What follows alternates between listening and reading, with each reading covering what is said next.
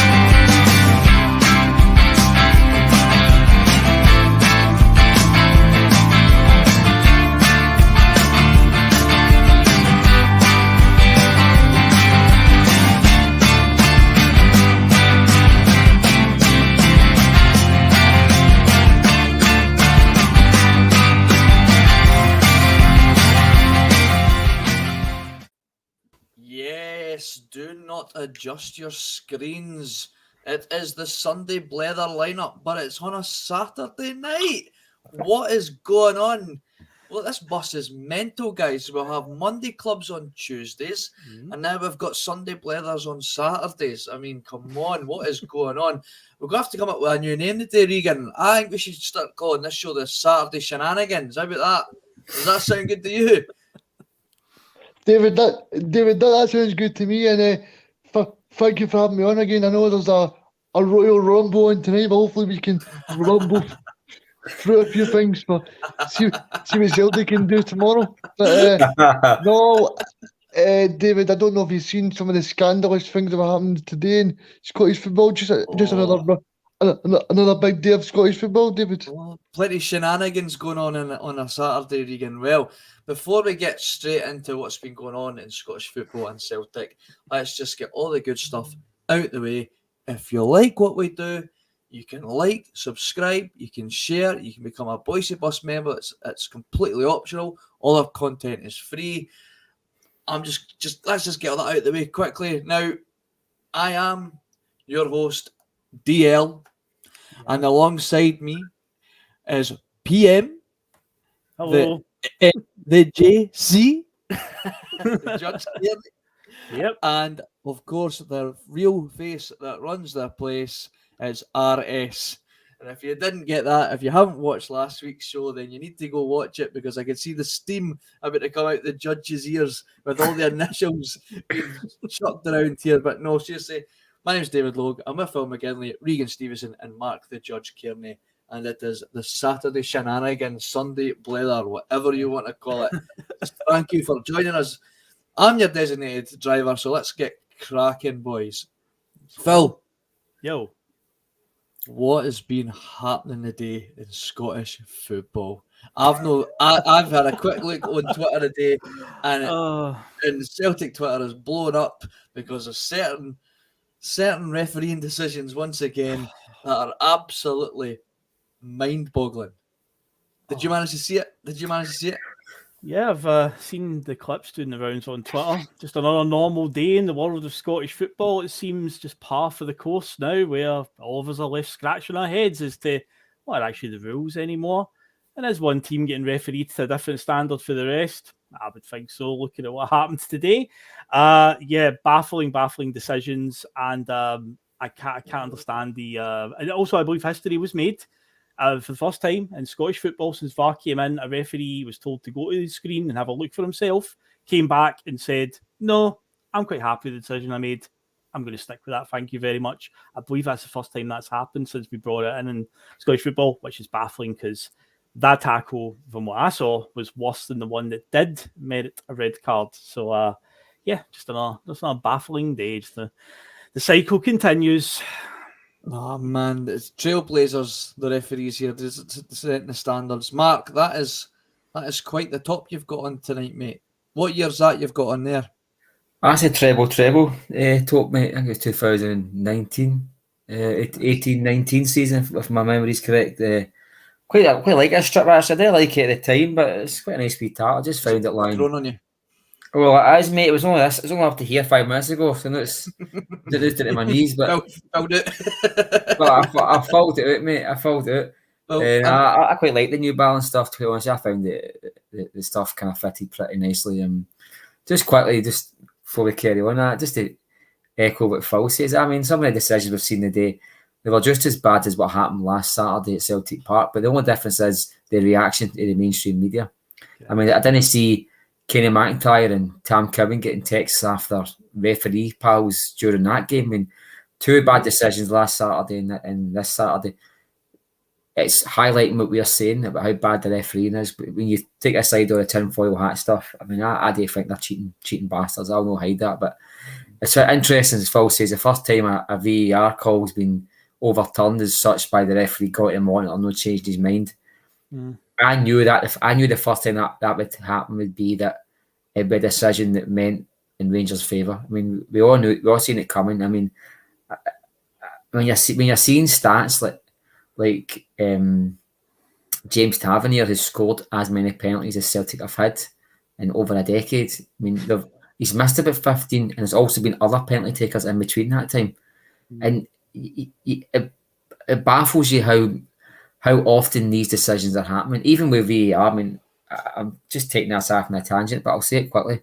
I mean, I said at the start, and I'll keep saying it. I mean, VAR is just a mechanism for the referees in Scotland to justify bad decisions against Celtic in the favour of one team. That's no a tinfoil hat or paranoia. That's a fact. I mean, if you've no seen what's going on and no took the same stance as me, I mean, you're not paying attention. I mean, the day I only saw clips, I actually the boy gets sent off for St Johnstone.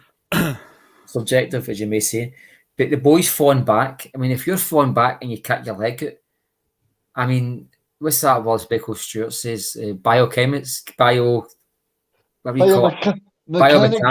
Your leg's going to go up the way. If you're falling back and you put your leg up, your leg's going to automatically go up the way. So technically, his leg was in a natural position. He couldn't stop it. Even at that, the foul wasn't a bad foul. It wasn't a red card. Taking that in isolation, 2 minutes later, you get a revenge tackle for Ryan Jack, the biggest wimp in Scottish football. Goes in there, he studs up, try to break the boy's ankle, and goes away with a yellow. Well, I think the biggest thing you can say about that as well is I think Michael Beale knew it was a red card because Michael Beale takes Jack off after 45 minutes. So Michael Beale knows it's a red card. He knows he's got away with it.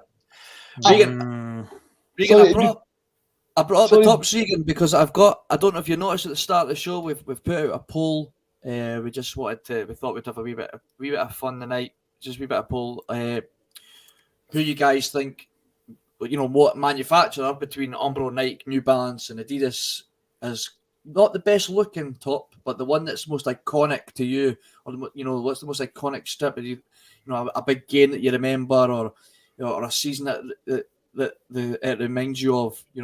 Was it an Umbro top? Was it Nike? Was it a New Balance like what Mark has on tonight, or was it a more recent one? Would have been very recent if it was the Adidas one, but there's a few that's maybe remembered for the wrong reasons, the Adidas one. But so just, if you've seen that at the top of the show, make sure you put in your vote, and I'm sure we can bring it up and we'll we'll discuss it at the end. Regan, continue, mate. I cut you off there, mate, but continue what you had to I say. was just going to say, I hope that all the journalists that were speaking about the IFAB rule, I've checked out the IFAB rule for the Rangers penalty today. I mean, how that was given, and then the Celtic one and the Celtic Rangers game was they given is beyond me. Well, Clyde won. I mean, I got sent a clip. So they went through the three Rangers calls. They all said penalty Rangers. I mean, that's not going to shock me. We all know Mark Wilson likes a wee pot of soup every night. Then it was down to the red card again, red card. The penalty, either penalty, red card, of course it's a red card. Was it a penalty against the Rangers player? And he started making excuses for how it shouldn't be a red card. I mean, anybody that listens to that shit, that's up to them. It's totally up to them. But you're just asking to make yourself angry. I mean, some of the shit, I mean, you hear on that. I mean, they can't wait to push the Rangers agenda on that show. I mean, I get why the BBC is so pro-Rangers because they've been banned for years. So they've got to tiptoe run about Rangers. They can't come out and start going both footed into Rangers, and they've got to kind of like, I mean, they take the encouragement. Stuart Cosgrove, I mean, he totally just speaks the truth when it comes to Rangers liquidation and all the rest. I mean, we saw Graham Spears. That's why he's not really in the media much anymore. He's only got wee podcasts and things like that because he spoke the truth. Jim Spence, I mean, he openly told the story that he got put on the shelf in mainstream media because he writing an article against Rangers and going against his editor's instructions not to post bad stories about Rangers, and he just put his truth out there and they get flung away. He said even as far as Dundee, he said even the Dundee Curia, which is where he's writing now, he said even as far as that, the tentacles reach there and they can be muted just by the friends they have in the media and the influence they have on the sports pages. If you don't push the narrative or toe the party line with a big club like Rangers, I mean, you're seriously putting your career in jeopardy and your editors won't forgive you for it. And that's just what happens all through Scottish media. That's why these That's a big problem. The fact that we can't debate these things anymore. No, we can, but just no with neutrality. There's no neutrality, mate. You've got. I mean, how could somebody like a self-confessed Rangers cheerleader like Kenny McIntyre, how can he sit in a show and seriously debate? I mean, you heard him. He was spitting. He was actually spitting in his microphone last week. Tam Cowan, I listened to the podcast for last Saturday's show. Tam Cowan mentioned. He said, I can't wait to get off this show. I can't actually wait. I'm shaking with excitement. I need to get off this show so I can go and watch this penalty decision that Celtic got. I mean, that's how, that's how much the Dragons were out against Celtic. But nobody mentions the fact that Celtic lost a penalty outside the box with VAR. Nobody mentions the fact that Celtic lost a penalty with a ball behind the guy's back or at Tynecastle when a guy literally saved it. But we just get vilified in the media. They get laughed at. Rangers can come out 2 years ago and slam Ollie Collum, who went like 8 months without getting a big match in Scotland because of Rangers. That seems as a legitimate bugbear by Rangers. Celtic, through their channels, let everybody know that they're angry at some decisions, or at least angry at the level of which VAR is being utilised. And before you know it, we're going down the tinfoil hat. I don't think our tinfoil was thick enough. I think we need to start sharpening up the edges yet because we're not paranoid enough. See if we actually looked at the root and branch up with Scottish football. Who's in the SFA? They're doing it the starting point to get in the SFA to the very top. Same with the referees, same with the whole institution. Your hair would go white. Just you get institutional bias for the day they were formed. And that you can never get rid of that until you scrap it all.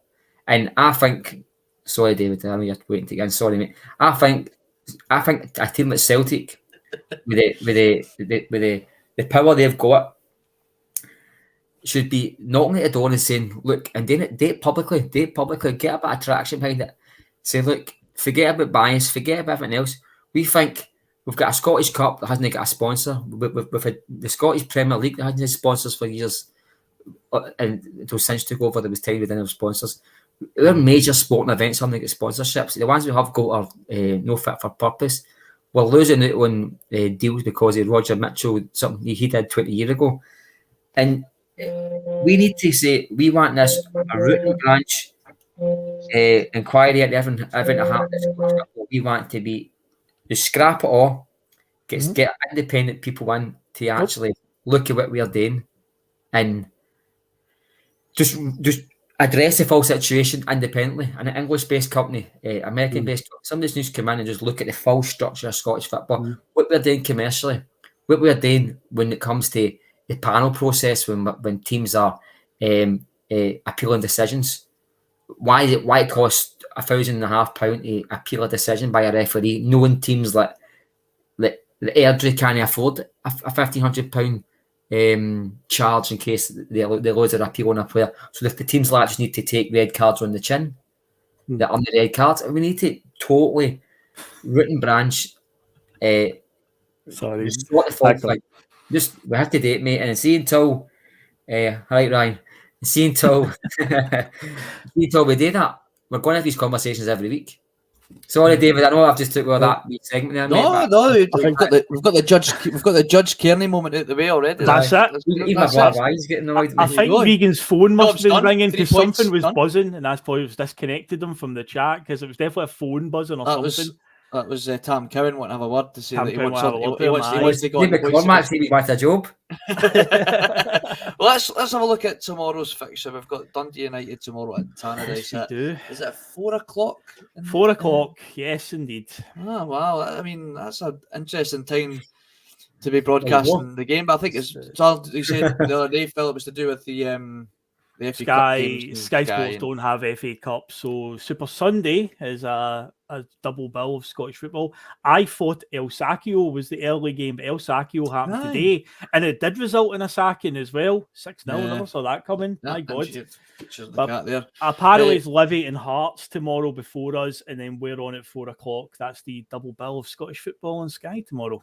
Right, okay. Well, as people know, we'd like to discuss the get the cat out of the way. Jesus, the Saturday shenanigans in full swing. Yeah, indeed. The cat's getting involved as well. Well, like on the Sunday Blether, we like to discuss the news and the gossip that is surrounding Celtic, and obviously we look towards the game.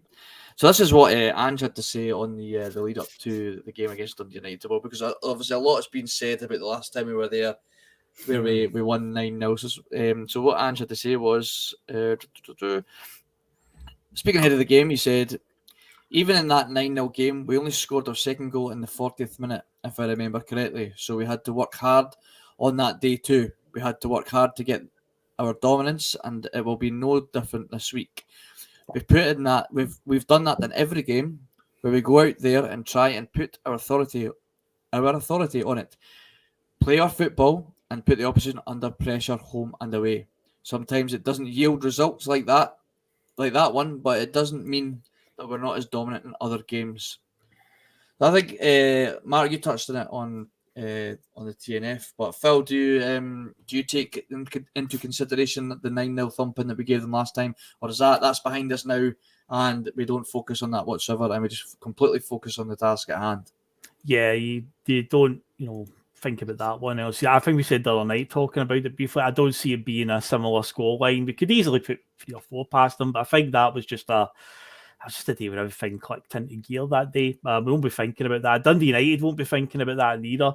Regarding the game, I think there'll be more of a test for us this time. You've got to remember we're going into the business end of the season now, and obviously we've got our objectives of trying to win the title. Dundee United are obviously down in the relegation scrap. They'll obviously be trying their hardest as well. We can't just expect to turn up and just be like, that's what I can tell. Put 9 past them last time. No. So it's a new game, different dynamic to it. So I expect fully that Ange will have them ready, professional job again, and I could see us going up there and just getting the job done. If it's 1-0, 2-0, 5-0, 9-0, whatever, as long as Celtic win, that's all I care about. But there will be, Dundee United will obviously be throwing everything in front of them, the ball, just to try and keep us out, because I say they are down there battling. I think they're 10th the last time I checked in the league title, or the league table. So they've got their own priorities as well, but we should have enough to be brushing them aside tomorrow, I fully expect. Mark, he goes on to say that Dundee United under Liam has improved since then in their understanding of how they want to play, and they look a lot more settled as a side. Since the break, they've came back a lot more consistent in their form and their results. So for us, we know it's a challenge, but we know we've been good and we want to continue that. I think he's right. I think they have improved. I've not seen very many bad defeats for them since that guys took over. Is it Liam Fox? Is that his name? Liam Fox, yeah. Aye. And even the last clip in our new intro is Kyogo scoring a goal in the 90th minute against him. That sealed the win for us. We won 3-1 that day, but there was one already going on in the last minute or so. So it just shows you how tough. And the only thing I slight disagree with, Phil, it's not very often I do that, is that I think that will be in their player seats. I think they'll, in the back of their mind, will want to get a wee bit of, they want a wee bit, I don't know, they want to get a wee. Yeah, they feel they've got a point to prove. They've got a point to prove, Phil. I think, and don't get me wrong, that could be dangerous for them as well. They could be trying to push up the park too far, or they could do an Aberdeen and just sit back.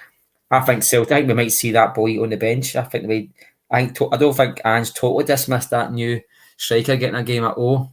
So that's exciting. The thought of him and maybe a lot getting some game time. Well, other players, Mark, he mentioned that Greg Taylor has had a full week of training, and Cameron Carter-Vickers is back with a full week of training, so they are good to go.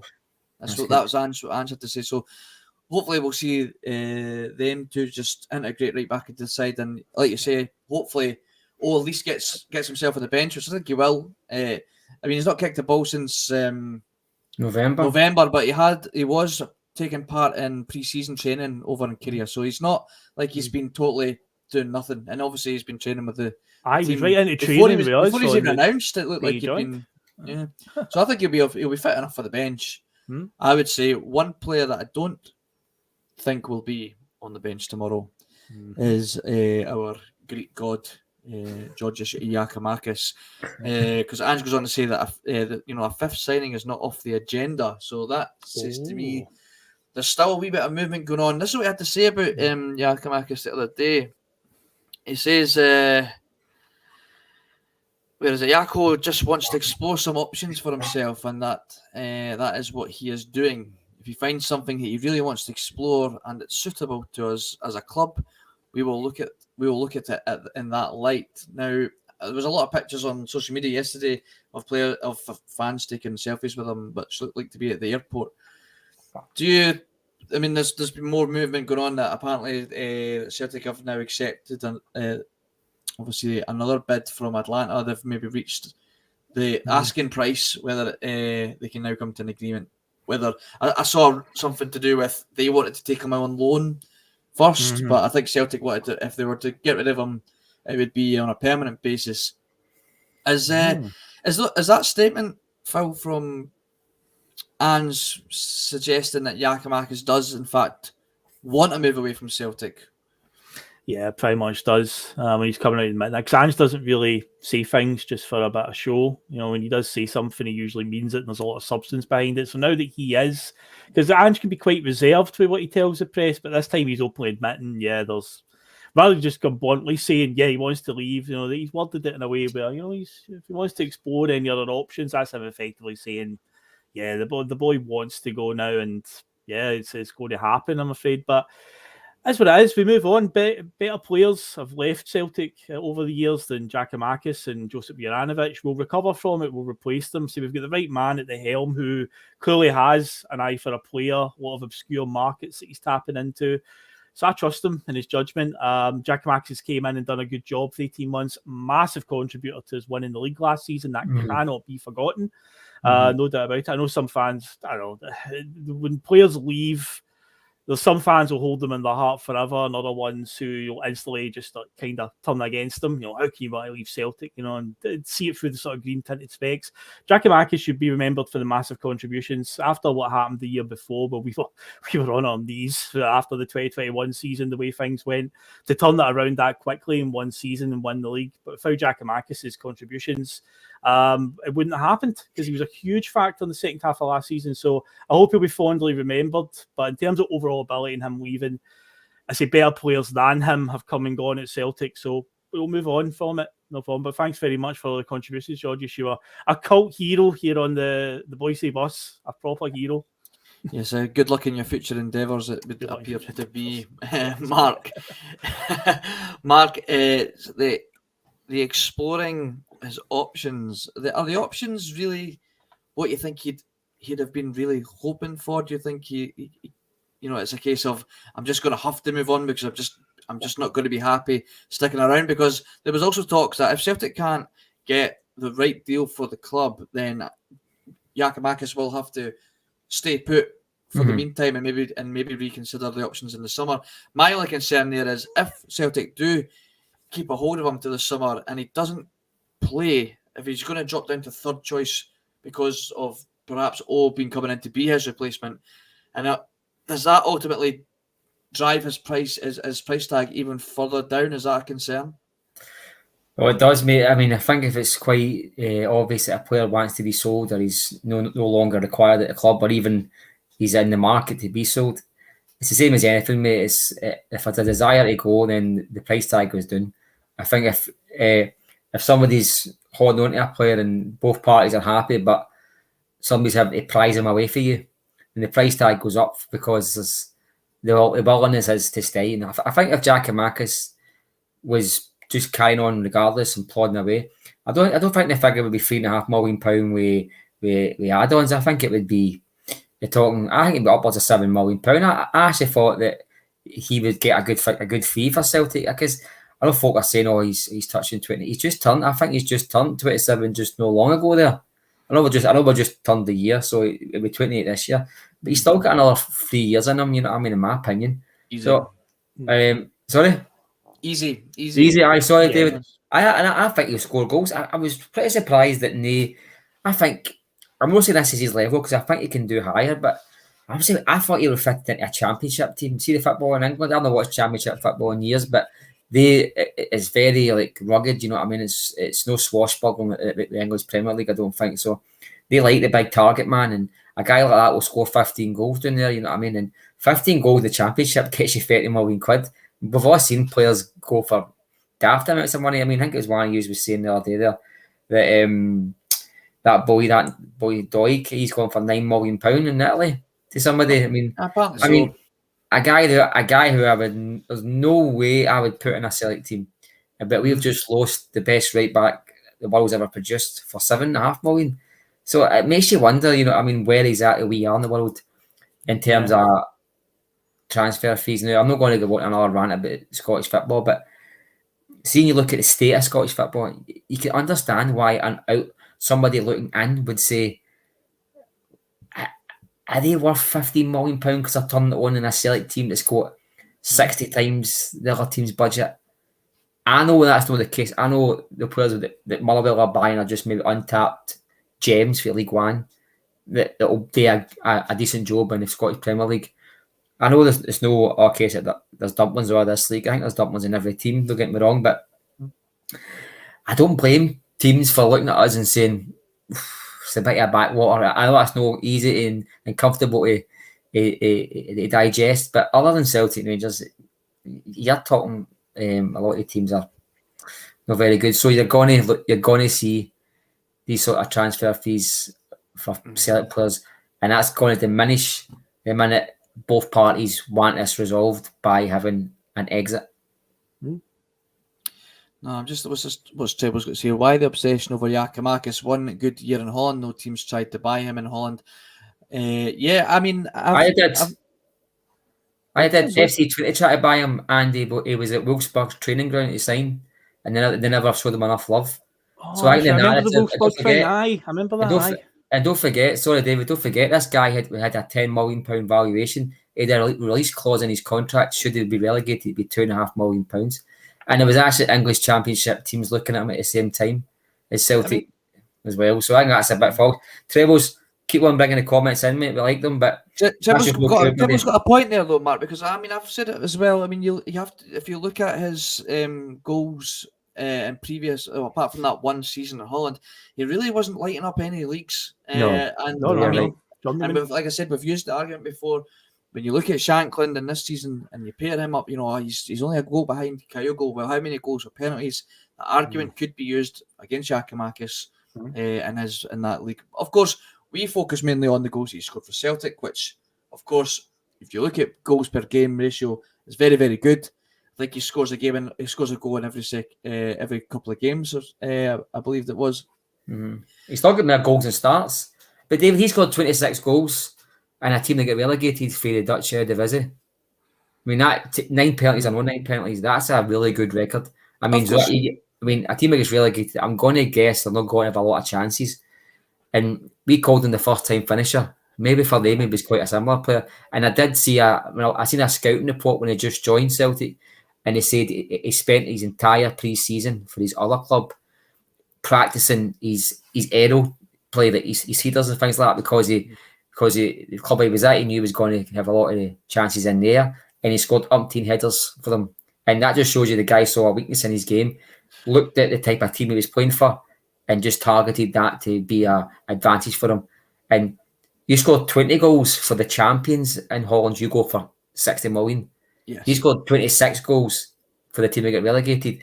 And he played, I'm going to say, 20 starts for Celtic last season, and was the top goal scorer in the league joint.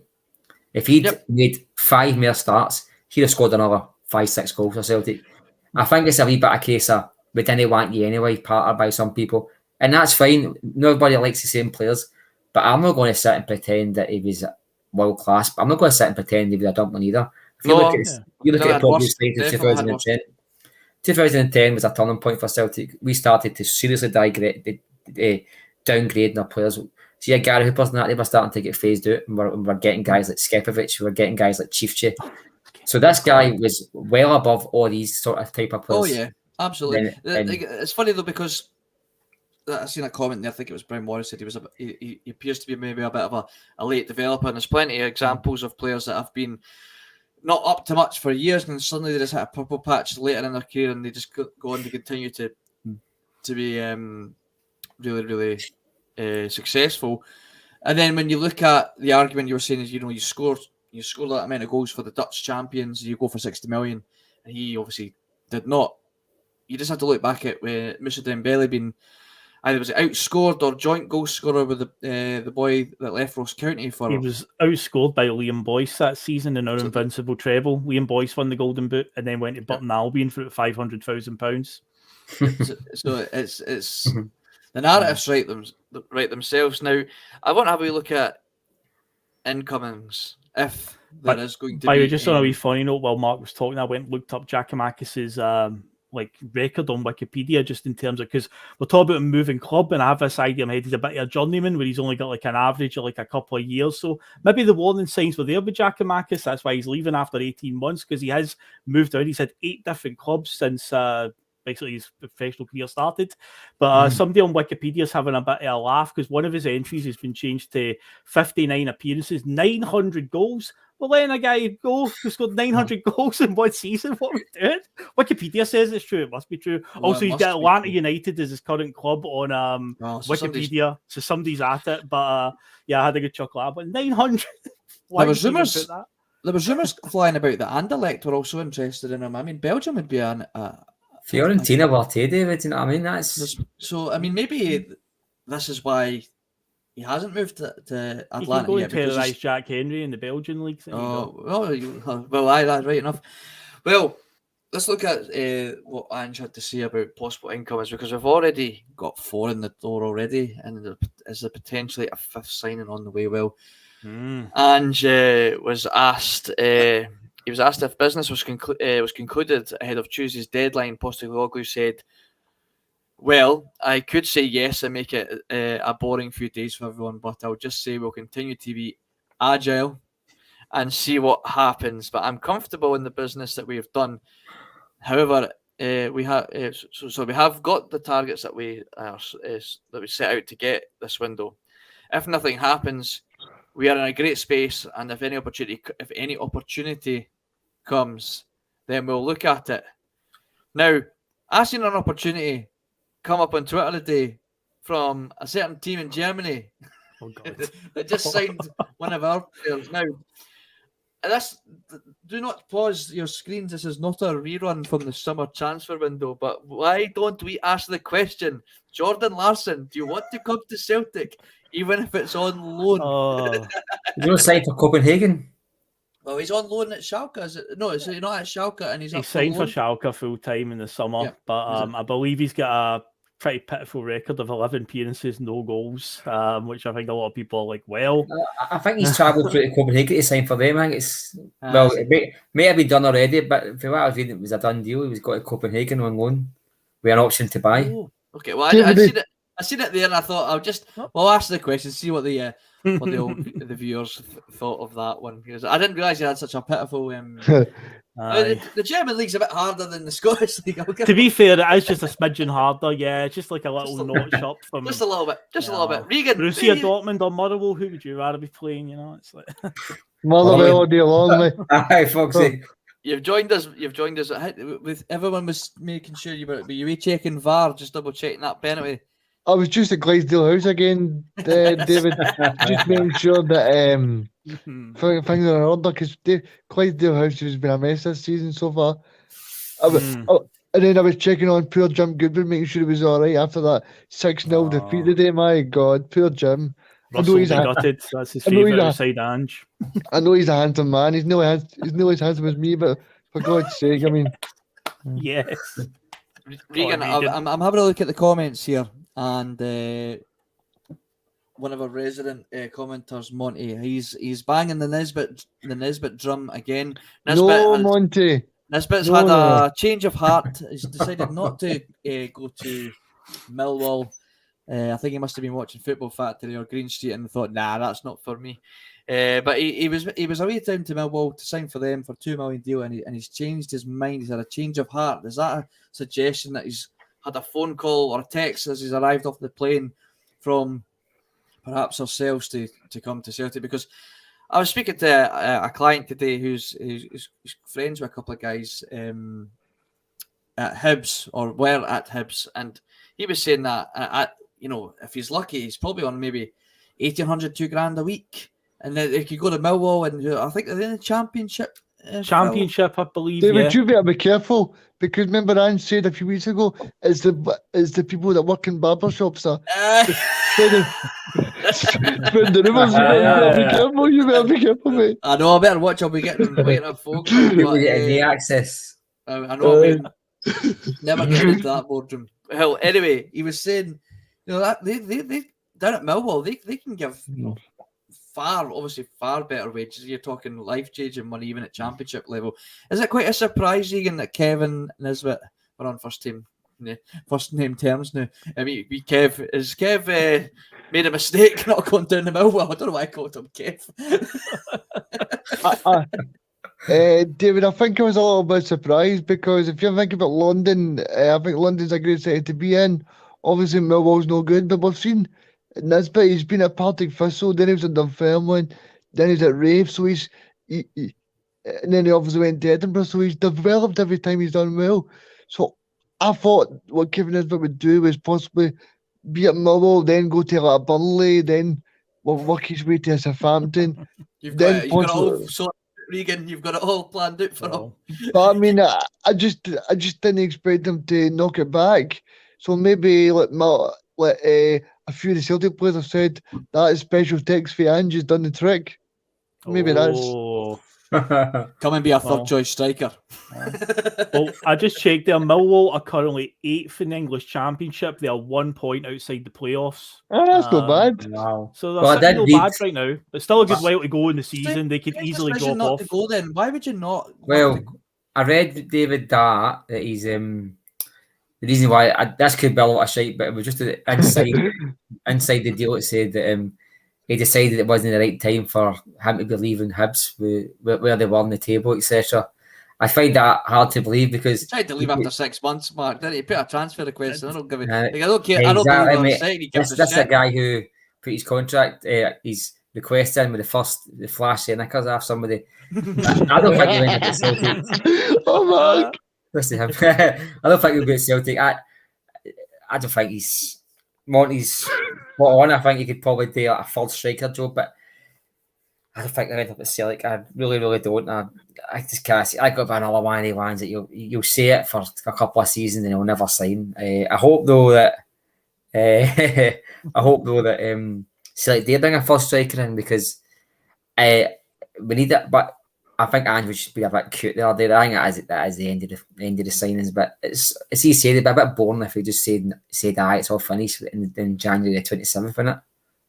Yeah, Phil, do you like to have deadline day on the telly in the background? Do you like to sit and watch it or listen to the on the radio at all? Does it excite you, transfer deadline day? That time where you just sit there and you hope and you wait and fuck all's happening. Fun fact: one year, me and a friend went down to Celtic Park on deadline day to be part of the whole background stuff of what was going on, and it was a year that Eddie Ambrose turned up. No, I wasn't waving anything in people's ears. I wasn't doing any of that. But no, the Sky Sports reporter, I wasn't a cotton bud. Charles Patterson, who does the Scottish correspondent.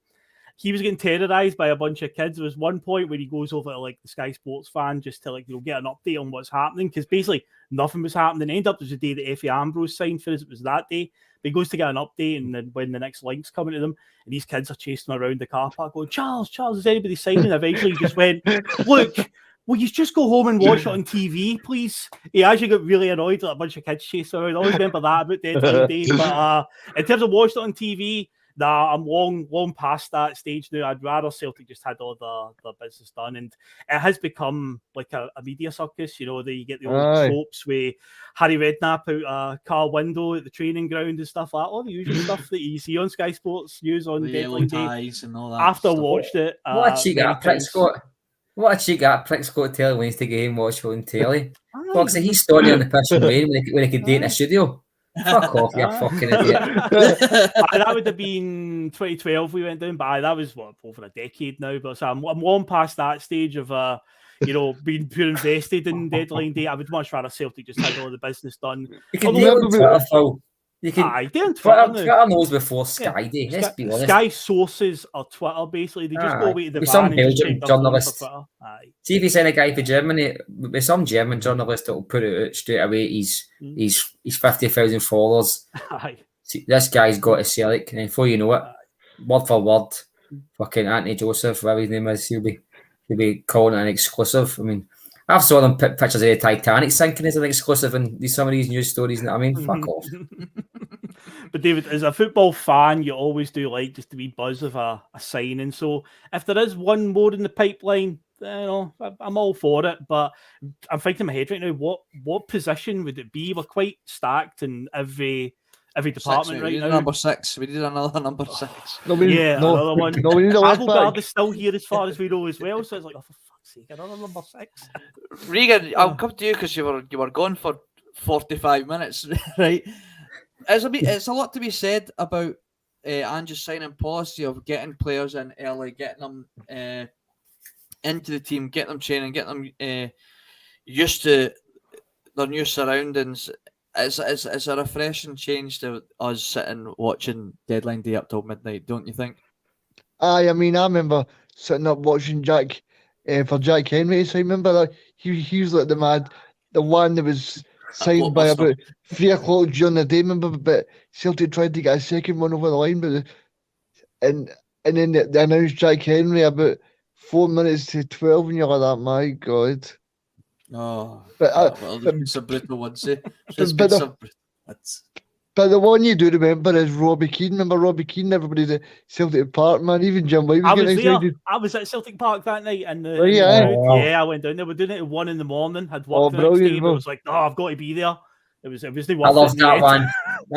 I phoned my dad straight away and I was like, Dad, guess who we've signed? And he must have just went, you're kidding. But the one that really excited me, and it still was, I mean, I remember when his debut against Rangers was Craig Bellamy. I just knew he signed an absolute gem. What a player. I know Robbie Keane was successful at Celtic, but I thought Craig Bellamy was I thought Craig Bellamy was by far the biggest best loan signing we ever made. What a player he was. And I still to this day feel gutted that we didn't sign him. I think he had the potential to kind of dilute that devastation that we had when Larsson left. Obviously, you can never replace a guy that has standards, but he would have been as close as Celtic would have probably got even up to the new. What a player he was. Aye. And Phil, listen, I'll big you up, mate. I think you're brilliant. Oh, thanks, mate. I really Right. appreciate that. I've got the money in the bank. What a mark. What a Oh, mark. what a mark. Thanks, Mark. That's nice. I'm not this dark cloud in everybody's life, mate. I can cheer somebody up every now and again. Well, I'm going to bring a wee dark cloud over the bus right now, all right? Oh, no. Now, this article's come from a bus maverick, a bus icon, and Chris Sutton, who likes to write a wee article every now and again. And I saw this and I thought, just you behave yourself, Chris, all right? Let's just behave yourself. So this is what he had to say, Phil. He said, Ange Postecoglou is destined to leave Celtic for the Premier League, but he has unfinished business first. No, surely.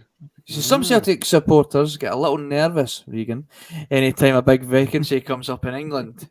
We saw it earlier in the season with Brighton talk, and there were probably a few sighs of relief, Regan, when Everton went for Sean Dyche this week. I tell exclusive about a week and a half ago, Regan. You did tell me that. In the Logue. In the Logue, mate. Like with Everton was fairly low key this time, but Postecoglou's name will have been considered. Whether he would have been interested is a different matter.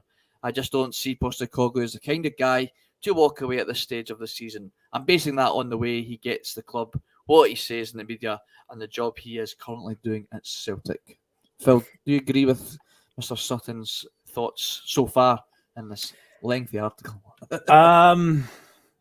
Yeah, well, I try not to think about where Angel will go next. You know, right now he's here, and so I feel like put it this way, he won't depart in a similar manner to one of our previous managers. You know, basically out the back door in the middle of the night. I feel like if the day comes that Ange is leaving, we will know in advance. I think he's building something pretty special here. And he'll want to make sure that carries on when he does move on to another club. Whether he goes to England or not, who knows? Who knows? If they're actually keeping any tabs on us, do they look at his achievements down there and think it's worth a punt on him? Hopefully not. Hopefully they just keep their distance and stay far away. But keep your hands off him. Yeah, I think he's built something special right now, and it's the unfinished business is definitely the term right now. I think there's a good few years to go before we even get to that stage. But a lot of it is just wishful thinking. I think for many of these articles that come out, this one the other day that a guy named Fraser Fletcher or something like that. It's quite ironic that his initials are FF, which is a follow as well, and it was like that's quite convenient. But he seems to be very pro Rangers on the phone. That's Chris Sutton on the phone. You answer that, Regan. He put something in some tweet out about Everton are very fond of Ange, and he's on the short list, and I'm like, where'd you get that one from? Where's your source on that one, mate? To me, it just felt like it's wishful thinking for a lot of them. They're desperate for him to go. Desperate for him to go. Mark, you had mentioned earlier in the show there that there's certain players that perhaps because of the league that we play in, they just aren't. We're just not considered well enough to be getting these big money moves for the likes of Giakoumakis and Juranovic. I personally, this is why I don't get too concerned about Ange leaving at the moment. I just don't subscribe to the fact that England really care what Ange is doing right now. Until Ange starts, maybe we'll see what he does at the end of this season, and maybe see how he gets on in another crack in Europe next season. If he lands a few punches and lands a few bloody noses, then maybe England will start to take notice when other jobs become available. I just don't at the minute think that they care enough that Ange won a league that they probably see as, well, he should have won it anyway. My gran could have won that league anyway. So I think. Are you on the same boat as me then, mate? Are you concerned? I know your view in terms of if Ange gets offered a boatload of money, then that maybe changes things. But we're at the stage here where are they even at the stage where they're willing to offer Ange a boatload of money? I don't know what kudos a league and a Scottish league title does you in England. You know what I mean? I think he's definitely going to be in a conversation. I think any chairman in England that doesn't at least have him in a conversation isn't doing their job properly, because I think he's wanting to watch, and I know he's 57-year-old, maybe even for 58 now, but he's certainly a manager that you'd be watching, because he's definitely playing a brand of football that would excite any home support, especially a home support in England who aren't expecting to win titles and trophies. Some of these clubs are just happy to finish mid-table, and see if that brings a brand of football they enjoy. The guy will be lauded for it. So absolutely, Ange could do a job doing there for somebody. Whether he's on their radar to actually offer him a job just now, I don't think so.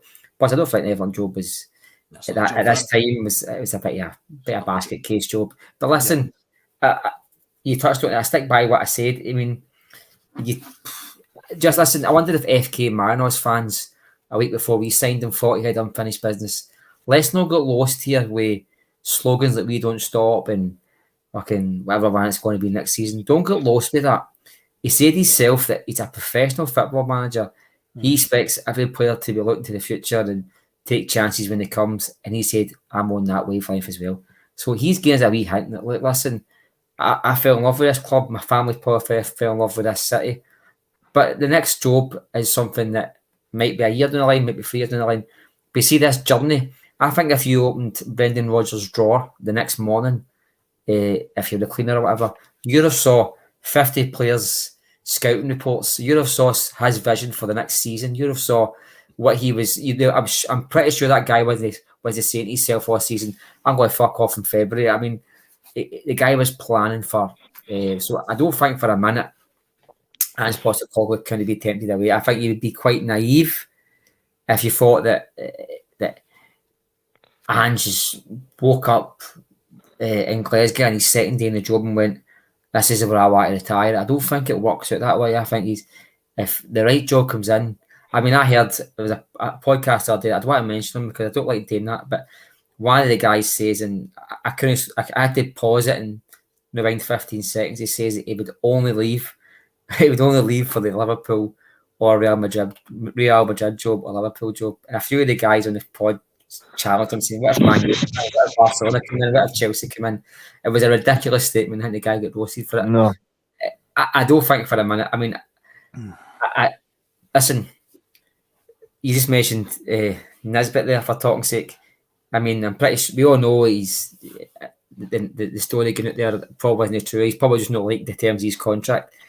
Any contract will take anybody away. I mean, Figo signed for Real Madrid, Barcelona to Real Madrid. You've had guys going for Celtic to take a jump and then go to Rangers. Excuse me. Money talks. Mo Johnson. I mean, these are guys that are born and bred in the city. Mo Johnson was a rat, and he deserves to be in the sewers where he belongs. But don't be misty-eyed. And there was the Vos stuff with Ange Postecoglou. They all kiss the badge. I love Ange Postecoglou.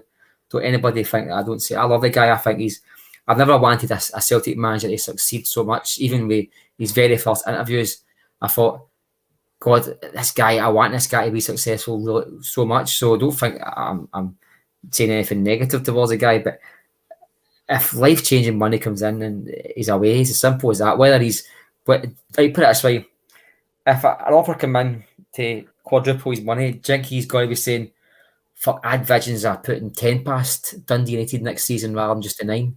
Do you honestly think he's going to be saying to himself, oh, do you know something? It's 150 grand a week, but I had a vision for next season.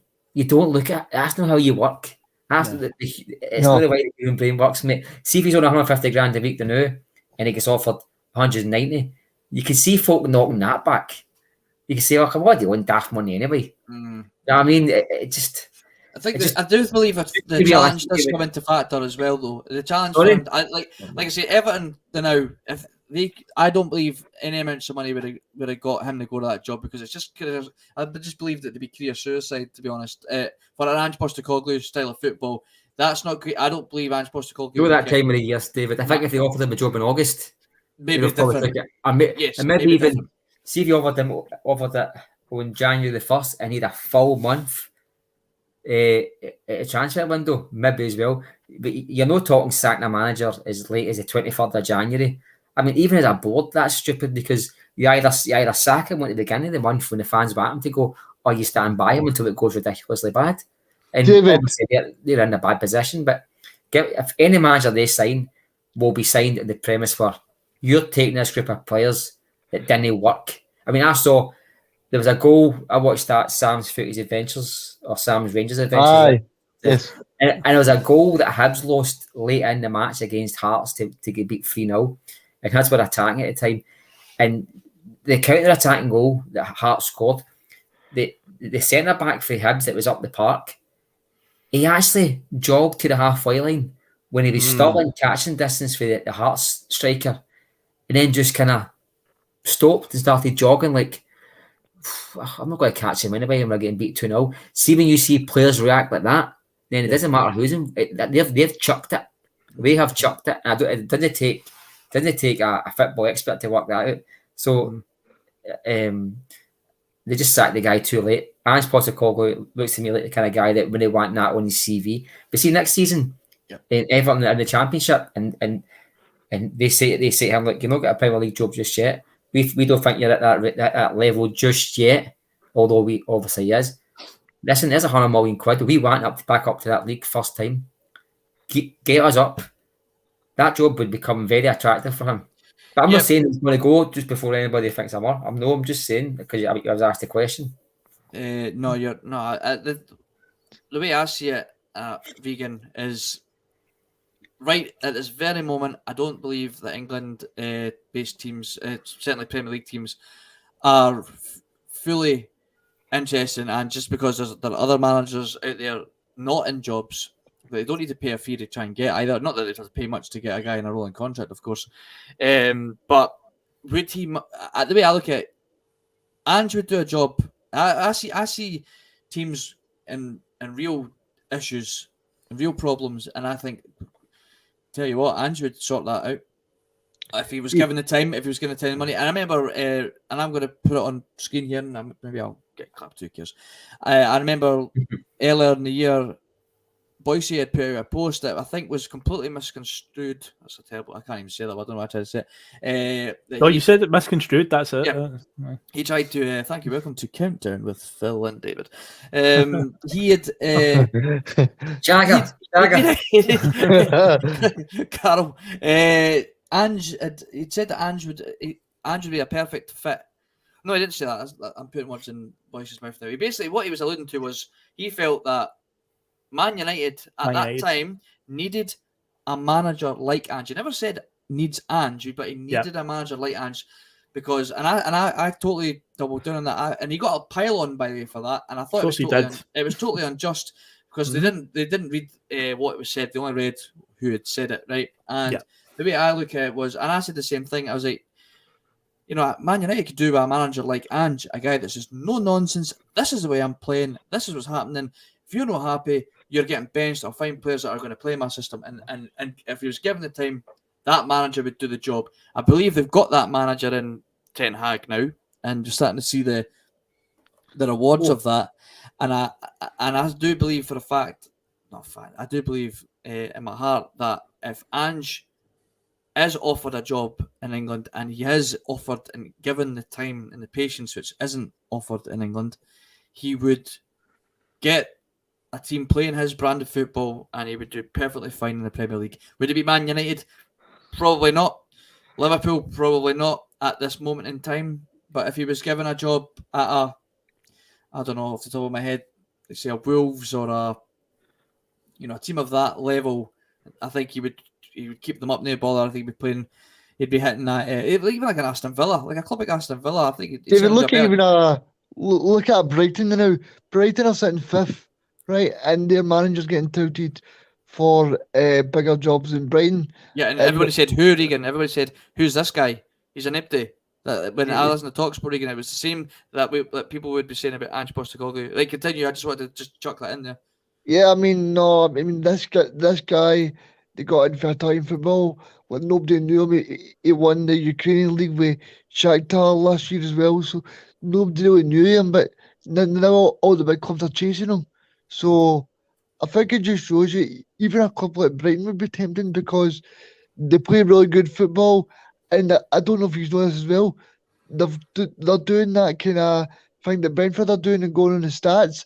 That's why they've got so many good players like that. Trossard, Basuma, that guy that's like with Arsenal for a £70 million move. I don't know what his name is. That was Trossard, mate. That was Trossard. Trossard. No. I mean the guy that Arsenal tried to sign last night for 70 Another million. one. Oh, Basuma. Is it No, not Basuma. What's his name? The The guy who won midfielder. the train. Is it the guy who won the train? Ah, he that didn't was train. I didn't train. Oh, There he because is. they go. Ryan Casido. Taylor said it. Casido. Oh, Casido, Yeah. Anyway, so what I mean is, I think Ange would really buy into that, like bringing in really good players, selling them on, and getting Brighton well, and those fans are being used to good football with that Italian manager as well. So I don't think that we should write that off. That Ange could go to the Premier League. I don't think that Real Madrid will be after him, like some podcasts are saying, but I do think there'll be clubs there, and especially that. I don't know if you guys watched a podcast that Craig Bellamy done a few weeks ago. He basically says that Ange is well known everywhere. He says that when he was at Anderlecht with Vincent Kompany, he wanted to bring Ange in to his coaching staff, but Ange part wanted of the City group, aren't they? Ange, we've got Ange on the pod now. Yeah. Regan, they're all part of the City group, aren't they? So they will have heard of Ange Postecoglou, if you're Bellamy and company. They will definitely have heard of Yeah, Ange. they were saying that basically that they wanted to bring Ange in as part of their coaching staff at Anderlecht, but he wanted to be his own man in Europe. They wanted to try it out. The one big thing that I think's missing from Ange's CV is to try and emulate what Rangers did last season. I think Ange will want to make his stamp in Europe, David, because if he sees a supposed dud manager in GVB who didn't win the league last year, but he got to a European final, I think he'll want to try and emulate that, and maybe even better, because he knows, right? I'm sure. Like, see, Ange, when he speaks to former players, I think he really buys into, and he'll know Celtic's steeped in European football. So, like, as much as we talk about, it's all about beating Rangers, and it's all about beating Aberdeen and all, like Motherwell. Like, I think Ange will try and look further than that, and he'll say, right, see if we keep qualifying for the Champions League every year, and we keep doing well, then I want to make a stamp in it. I don't want to just turn up there and play against Bayern Munich and everything be happy and we get pumped 5-0, but everybody's all happy. I want to go there and make a squad. I think that's one of the reasons why we've brought in Johnson, because I think Johnson is the step up from Juranovic, and then I think over the summer he'll try and evolve the squad. Because I don't think. See if we keep qualifying for Champions League, I don't know if Ange will get a Champions League level job. So if Ange keeps doing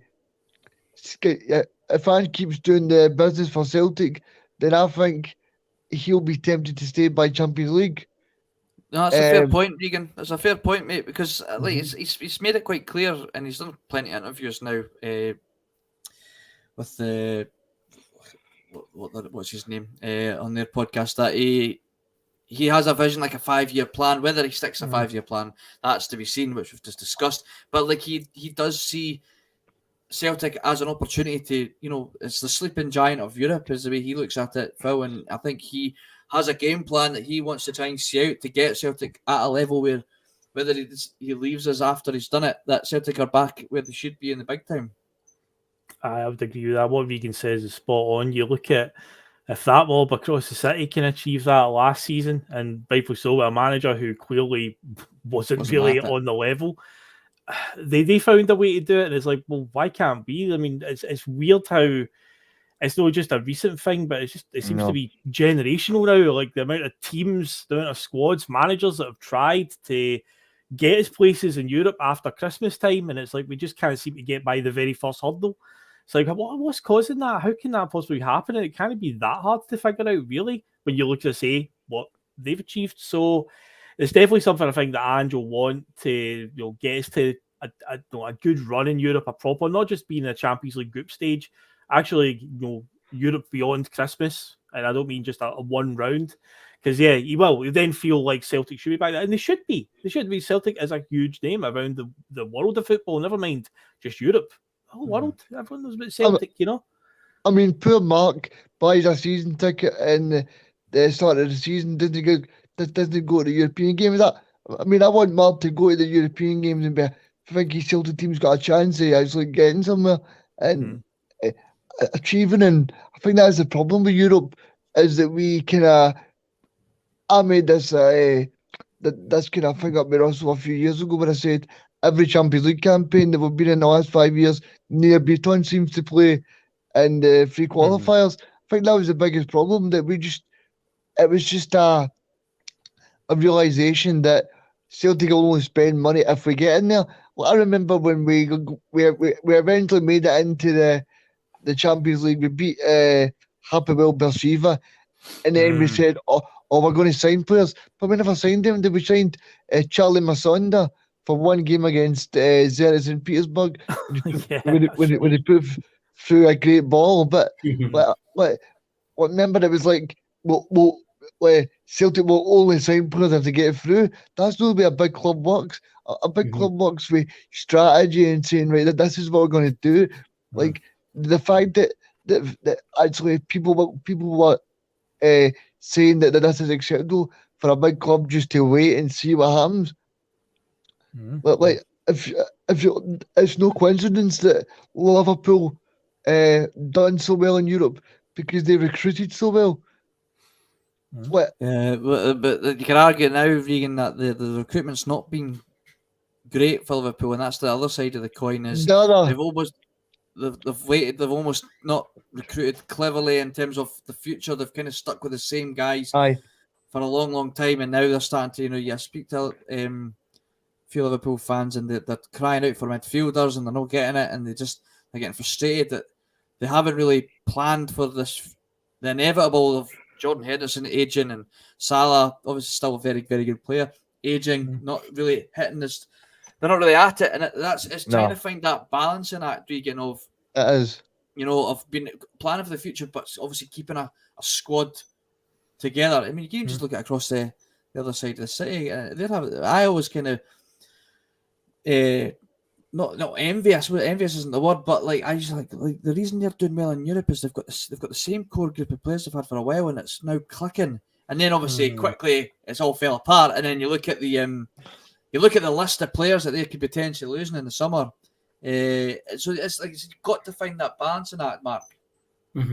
That's true, David. You've got to find the balance in that, but they keep the core of your team, keep the guys who are performing at a very high level and are happy to stay at Celtic, i.e. Callum McGregor's, guys who could push on but are happy just to stay there in Celtic, and maybe happy just to take the hit by no receiving a big transfer fee for them because they can't replace them. I don't think you build a squad unless you have players that are a nucleus of it. You know what I mean? You can't just reset every 2 seasons because it doesn't work. That's how teams that sack managers every 2 years, they never seem to go anywhere. You know what I mean? They never seem to build a squad that's capable of long-term success. This is one thing, I mean, Regan touched on it. This is the thing that we're always worried about, is that stagnation at Celtic. And you always, in the back of your mind, think, look, there's a lot going on just now. But see, when you actually look at it and you work out that Angie's net spend is 2.5 million. Once the Giakoumakis deal goes through, his net spend will be minus 2 million or so. He'll actually have brought in £2 million more than what he's spent now. Yep. If you think that's investment, then I think you're mistaken. And let's be honest, I touched on it 2 weeks ago there. I've talked about it. The Asian market, they are so happy for their players to go and progress that they're very easy to deal with. The first stumbling block we came to was this young boy. It seemed like he's chapped the door 4 times and they didn't want him to go. They thought he'd done another year of progression in him before they wanted to let him go. Eventually, he's chapped the door that much that the manager just said, look, that's fine, we understand. And on you go. I think Ange touched on it yesterday. I know he was so... That's kind of the players he likes. He buys individuals. He buys the man before the football player. So, when Ange is sitting in front of the media and getting hit with comments like for fucking Beale saying that he's bought this team, that is just so wrong. I mean, he got rid of 16 players. We lost our captain, we lost our star striker, we lost players out of the park. and he managed to rebuild that within one season. What was Bill expecting? Ange, did they just sit back and play the youth players? You know what I mean? And so you think about it, if you're talking about where this team could go, there's so much more development in this setup, given time, that you could see Celtic having a mark in Europe. Regan's right. I don't go to the European games. Sometimes I don't even go to the game that you get for free. I just don't see the point in it. I think it's fruitless, but that's just me. But Regan's right. I should be going to the start of a Champions League campaign. Even Phil, when we got our package, even Phil, when you're buying your package, you're buying it, and you know, like, before the money's even come out your bank, you're saying to yourself, I'm going to go there, but what's the fucking point? That's, you're really, you know that. You know, you're thinking, let's see if I get a goal, I'm going to be buzzing. If I get 3 points, I'm going to be delighted. And is that really the mindset of one of the biggest clubs, I think, in the world? You go to the moon, you'll find somebody with a Select tap. It's one of the most recognisable strips in the world. You know what I mean? And we should be minimum, all right, we've got the constraints of Scotland, which is unfortunate, but we should be minimum going to every European match thinking, do you know what? Why no the night? But now I'm going to football and saying, why am I going to watch it? Rather than why no? And that's the worrying thing. I've become apathetic. I mean, the Real Madrid game, I didn't even watch it. But see, that's the biggest problem. The biggest problem is that, see, as a club, Celtic should be evolving every year. But Mark would go to the European games if the club did evolve every year. But as soon as we start evolving, we start to get too used to what we actually know, and then we go into this kind of, we're too good for Rangers, so we don't need to spend. Everything's all good. I mean, it happened when it was the 9 in a row season. As much as people wanted to keep Incham and keep Ayer, the best thing when you look back at it was Celtic just get rid of him and started again, because what was the point of keeping them? And then they weren't happy, and then the overall squad dynamic wasn't happy. And then when you think about it, Tony was in the building with Celtic strip on. Everybody knew that. Yeah. People like Peter Martin and people like that are telling you that this guy was in the building. He had his Celtic top on, ready to do the video. So, like, it's actually crazy when you think back. I just hope the club, I think I said this in Breakfast Bar on Wednesday, I just hope the club learn from their past mistakes and they can really see a future where, see if Ange's not there, then we can progress as a club and we've got the right structure in place to go. See if we sell Jota, we've got the next Jota waiting to come straight in and make the same impact. Because I know we're playing in Scotland, but we should be trying to evolve the club in every aspect. Yep. No, definitely. Succession planning, without a shadow of doubt. Yep. Quickly just bring up a comment here as well, just for John Hutchinson. He says, sorry I'm late for the bus, guys. First of all, don't be sorry. Don't apologise, my friend. But you asked Mark, what's your opinion on today's display from Crook Referee's iBooks? Well, if you rewind back to the start of the show once we're finished, John, you'll hear all about it, because we started the show with a... We did it. So much so that Regan ran away. Started the show with a bang. Is there no a story about the scorpion and the frog? You know, the scorpion and the frog. You need to get to the other side. Need to get to the other side of the river, and the scorpion asks the frog for a lift, and the frog says no, because you'll sting me, and the bobface will die. And the scorpion says, no, I'm not going to sting you. So the frog gives him a lift, and halfway across the river, the scorpion stings him, and the frog says to him, why did you sting me? We're both going to die. And the scorpion says, well, I'm a scorpion. It's what I do. That's what referees do. It's in their blood. Yes. Right? They can't help themselves. They don't do it by choice. It's just the referees, and it's in their blood, mate. And I think they call it a stimulus. Is that right? When you sneeze and you need to blink, things like that. Yep. So I think that's what you call it. They can't help themselves, mate. Try not judge them. Just hate them. That's what I do. Yeah. Right.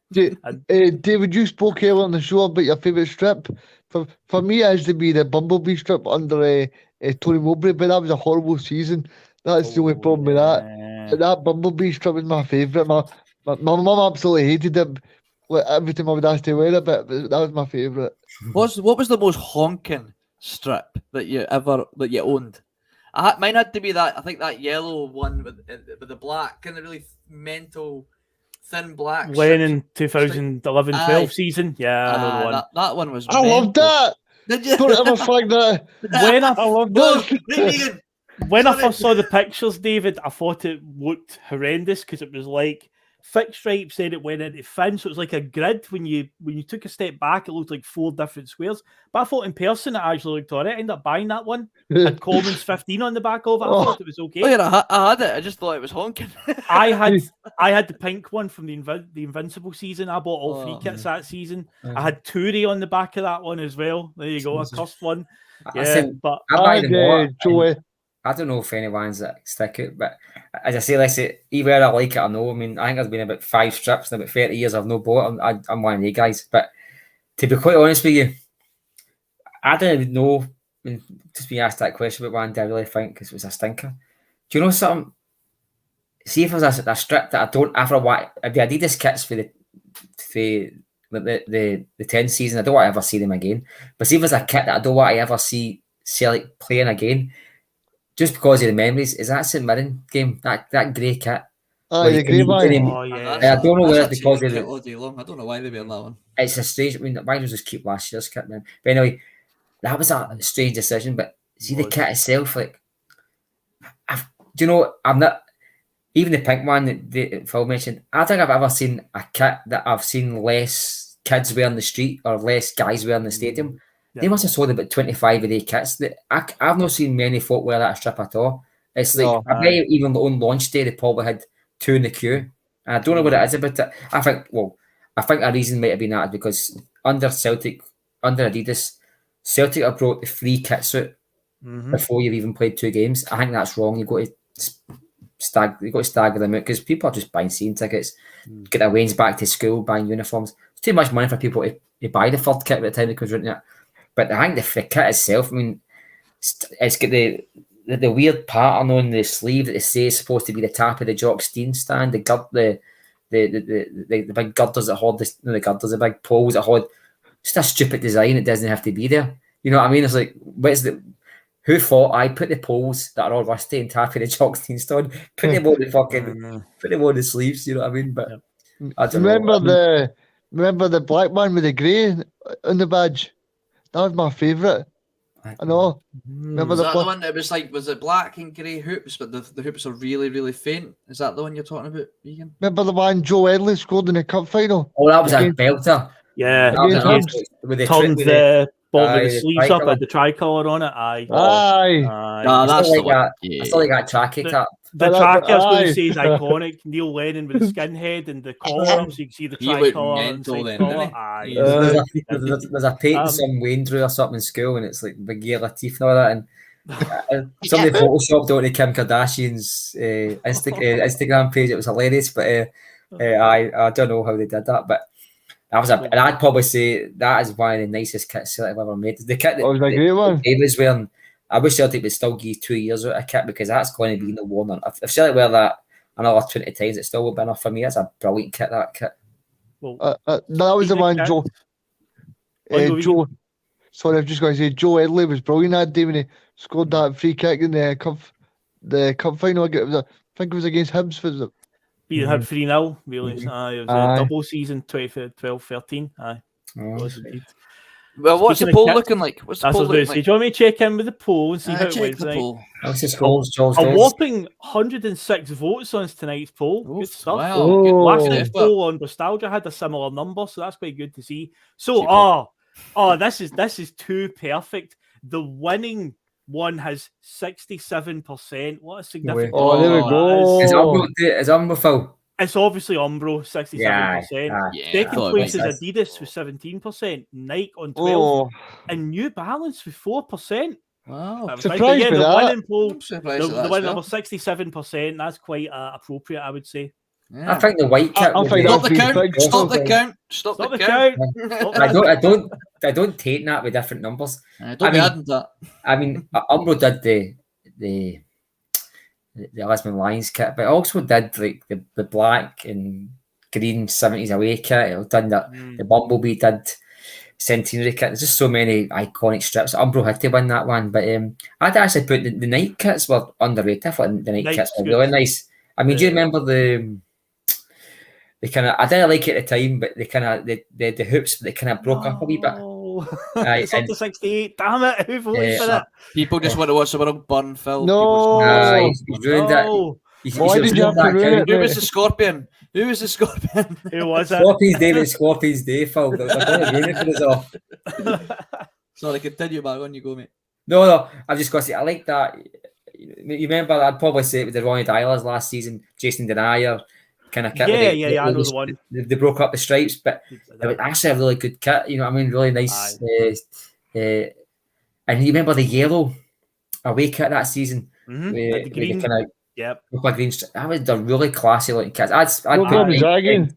What's that? What one was that again?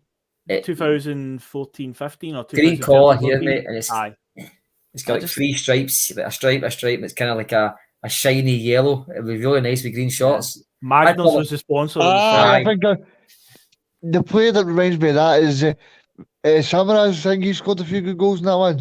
Scored a hat trick at Rugby Park wearing that. I was down at Rugby Park. Yeah, Amido Baldi scored that day, you know? Amido Baldi scored. Legend of the club. Well, I think that's was that a 6-1 game or something? Was that 6-1 or 5-2? There you go, 5-2. Good one. I knew it was a good game. Guys, now this is where half the chat will probably do a runner. Probably Mark will do the same, but we're going to have a little bit of fun. It's Royal Rumble season. Royal Rumble's on tonight, all right? Yes. So we're going to do some Royal Rumble chat. Now, there's been plenty of absolute monsters in our lineups over the years, all right? Yep. So who, guys in the chat, who would you put your money on winning a 30-man Royal Rumble that was played for Celtic? I would have to say, I'm going to go right off the bat and go with Bobo. I think he would be up Bobo there. He'd be in the final 3, Phil. Oh, he would. Yeah, him or John Hartson would be 2 favourites, but I'm going to throw a curveball in there because his nickname that we gave him was that of a wrestler. Stephen McManus was nicknamed Mick McManus, who was a professional wrestler. So Stephen McManus is my outside bet for winning a Celtic Royal Rumble, but Bobo Baldi, John Hartson is the sensible money, I think. The two of them are monsters. They would just throw everybody out the ring. Like, David Big CCV would give you a run for your money for the Royal Rumble. Aye, would you'd certainly? I reckon he'd be in the top in the final 4 at least. Yeah. Daniel Nestorovic, there's a good shout. Big Daniel, shout. Yeah. What about Willow Flood? Roy Aitken. Willow Flood. With one hand. Where you go? Listen, when you listen. It doesn't matter if you're the size of a pea or the size of a tank. It's all scripted anyway. They know who's going to win. So it's real to me, damn it! It's real to me. Mick McCarthy. There's a good shout. Mick McCarthy. So that's tonight, boys. Is this your? So if you getting your pizzas not ready for this Royal Rumble night, aye? Eating a pizza at that time in the morning, going to your bed. That's pure heartburn waiting to happen. Oh no! I read that the Rock's going to be on it. The Rock and. That's why I heard he's going to be in it. I read that on Twitter. He's going to be showing up, so you could get a bit of excitement the night you boys at. How you doing? Big Bobo. A few interesting names come up still. Roy Aitken, there's one Ramon Vega. There's an outside bet. Ramon Vega, Willow Flood, Gravison. Oh, he's a mad bat. Tommy Gravison, I need no Maybe this should be some Royal Rumble, lads. This should be some Royal. Mark, you're missing out, mate. Get involved. Give us a name. No, mate. I mean, listen, mate. I mean, I'm married. It's hard enough to get attention in the bedroom as it is. If it tell my wife and work at 2 in the morning, that's wrestling. What about big Mikael Lustig? He would do all right. Aye, Lustig's another bad one. Anyway, we'll wrap it up there then. But Fraser Foster's another name that he'd also be a good shout. But we'll wrap it up there because. So where can you watch this wrestling tonight then, boys? Can you? On the BT channel. On BT. It's on the It's on kids. It's on BBC Kids. Yeah. Yeah, I've got the rights nowadays to the Sky, or you can watch it on WWE Network. I can imagine these two texting each other like, I can't believe he's just slapped him. I can imagine that. He just coughed him out. Who was expecting that? Well, apart from the guy with the theme Big music, Steve there you O'Matt go. that's joined the team. He's one of us with me and David as well. He's a big wrestling fan as well. Steve, come to our aid in the chat, mate. Maybe, It's Steve-O's music. That's what gets me, David. I don't know how everybody connected with the show when the wrestling or the commentators can be shocked and surprised when somebody walks out the stage when they've already got the theme music. They're reading from a script as well, Mark. It's all a work. I know, but they're like, oh my god, or whatever. I mean, there's Disco Dave running it, and his music's all set up, and there's fireworks going off. I mean, something must have been like at one point. Why is there fireworks down there? I wouldn't expect in the night. You know what I mean? Even you know the Rock's coming, then. Well, that's all you need to know, Mark. That's all you need to know. We'll keep you updated if that happens. Tell you let's do that favor, Phil, and don't. Jake Snake Roberts has just punched somebody. I don't want to know. Are we doing a bus live stream? Oh, listen, did you see? Who wants to play a Rumble live stream? Did you see that? Oh my god, David! Did you see the wrestler? You remember this guy, Lex Luthor? He was saying that he's a Rangers fan. Did you see that? Lex Luthor, what did he say? Cumbernauld or something like that. Coatbridge. What a strange one that is. Absolutely the random story of the day when I was on Twitter and saw that one. I was like, what the fuck? I mean, AC/DC was the. Well, yeah, that. What's your favourite AC/DC song, Mark? I don't know who they are, mate. I've heard of them, but sounds like a Wonderstruck.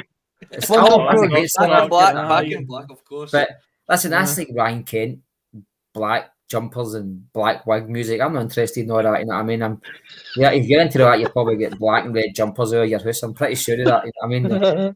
You definitely got a guitar in the corner of the room. We'll stick to the cool stuff. We'll stick to Simple Minds and all that. You know what I mean? Like a wrestling.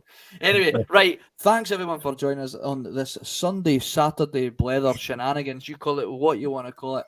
We really appreciate you joining us. I actually can't believe how much interaction we've had on a Saturday night. So I really appreciate it. Thanks again, Phil, Regan, Mark, the Judge, Kearney. We are out of here. The Royal Rumble starts in a few hours. Get your pizza on, Mark, and get signed up to the WWE. No pineapple. No pineapple. No. See you after. See you later on, guys. When you've all that stuff at the start, they won't be playing Tina Turner on the coach on the way home, will they? Some of his comments about me deliberately trying to cause controversy. Well, I work in the media now, and you've got someone sitting there next to you who's an embarrassment to the media profession. He's an apologist. He's a charlatan. He's a Rangers puppet. He's a cheerleader. That's what he is.